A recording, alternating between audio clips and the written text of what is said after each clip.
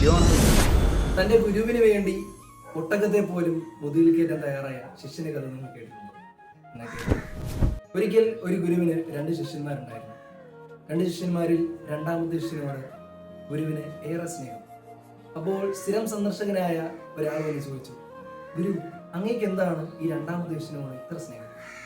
അപ്പോൾ ഗുരു മറുപടി പറഞ്ഞു, താനൊരു കാര്യം ചെയ്യും, നാളെ വരുമ്പോൾ ഒരു ഒട്ടകത്തെ കൊണ്ടുവരാം. അപ്പോൾ അടുത്ത ദിവസം ഒട്ടകത്തെ കൊണ്ടുവന്നു.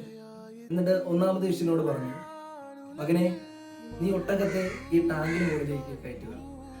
അപ്പോൾ ഒന്നാമൻ മറുപടി പറഞ്ഞു, ഗുരു, എനിക്ക് അതിന് സാധിക്കില്ല, കാരണം ഒട്ടകത്തിന് ഭാരവും ടാങ്കിന് നീളവും കൂടുതലാണ്. രണ്ടാമത്തെ ശിഷ്യനടുത്ത് പറയുന്നതിന് മുമ്പ് അവൻ ഒട്ടകത്തെ കയറ്റുന്നതിനായി മുതുകു കുനിഞ്ഞ് നിന്നു. ഈ ഒരു കഥ നൽകുന്ന സന്ദേശം നമ്മൾ മുന്നിട്ടിറങ്ങുന്നവർക്ക് മാത്രമേ പരാജയപ്പെട്ടാലും വിജയിക്കാൻ സാധിക്കൂ.